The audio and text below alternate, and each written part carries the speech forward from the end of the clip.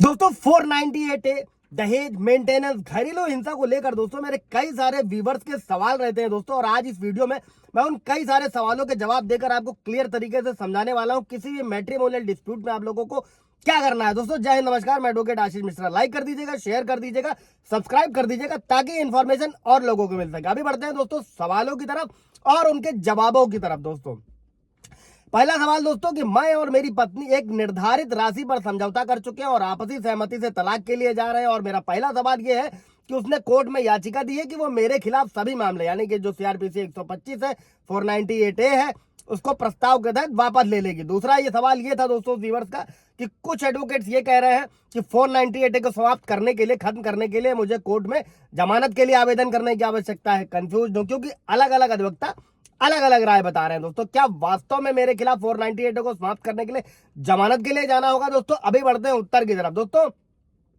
अगर कोई मामला राज्य का होता है, मतलब कोई क्रिमिनल केस होता है दोस्तों, तो शिकायत या पीड़ितों द्वारा वापस नहीं लिया जा सकता। इसके लिए आपको पहले समझौता करने की जरूरत है और बाद में समझौते के साथ में जो है जमानत की अर्जी दाखिल करनी होती है, और उसके बाद में वो आपके पक्ष में सबूत देती है। उसके बाद आप म्यूचुअली तलाक का केस दर्ज कर सकते हैं और उस आदेश की एक कॉपी ले सकते हैं और 498 मामलों में फाइल कर सकते हैं ताकि आप अपना मामला बंद कर सके दोस्तों, और आपको छुट्टी मिल जाएगी। और इसी के साथ में अगर मामला 498 ए के तहत लंबित है तो आपको खत्म करने के लिए हाईकोर्ट का दरवाजा खटखटाना चाहिए दोस्तों। इसमें एफआईआर या फिर चार्जशीट दोनों को ही रद्द करा जा सकता है। इस पर सुप्रीम कोर्ट के भी जजमेंट हैं दोस्तों।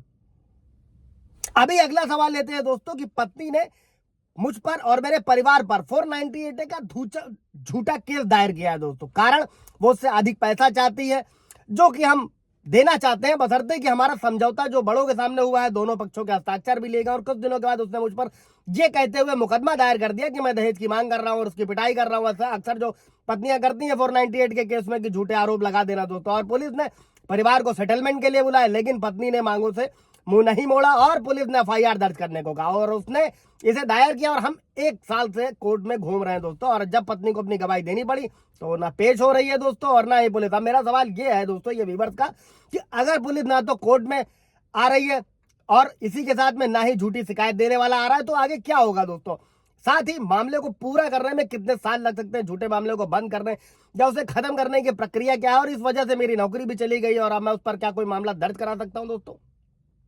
उत्तर यह है दोस्तों कि अगर आपकी पत्नी एविडेंस के लिए पेश नहीं होती है तो अदालतें डिफॉल्ट के रूप में खारिज करने के लिए उस केस को स्वतंत्र होंगी दोस्तों। आमतौर पर कोर्ट क्या करती है, शिकायतकर्ता और पुलिस को अपनी गवाही के लिए 3 मौके दिए जाते हैं और ऐसा न करने पर शिकायत खारिज कर दी जाएगी दोस्तों। और कोर्ट के सामने क्या होता है कि एविडेंस के आखिरी चरण में पहुंचने की स्थिति में आपका मामला 3 से 4 महीने के भीतर पूरा हो जाना चाहिए। इसकी चिंता करने की जरूरत नहीं है अगर कोई अगला पक्ष पेश नहीं हो रहा है, बशर्ते कि आप पैरवी कर रहे हैं अच्छे तरीके से। इसके अलावा यह ध्यान रखने की जरूरत है कि अगर आपके पास में एक वैलिड ग्राउंड है दोस्तों, तो आप भारतीय नागरिक सुरक्षा संहिता की धारा 250 के तहत अपराध में डिस्चार्ज के लिए आवेदन कर सकते हैं। पूरा ब्रीफ वीडियो है, अगर आप चाहें तो आप जाकर देख सकते हैं दोस्तों। और अगर पुलिस जवाब नहीं दे रही है या नहीं आ रही है, और या फिर आपकी पत्नी भी कोर्ट में नहीं आ रही है, तो आपको क्या करना है, पुलिस के सामने एक विरोध याचिका दायर करनी होगी और कोर्ट से कि आपकी प्रतिष्ठा खराब हो रही है, चूंकि वास्तविक शिकायतकर्ता ही पेश नहीं हो रहा है, तो मजिस्ट्रेट को मामले को बंद करना चाहिए या फिर आपको शिकायतकर्ता के खिलाफ वारंट जारी करना चाहिए। और अगर कुछ भी नहीं हो रहा है दोस्तों,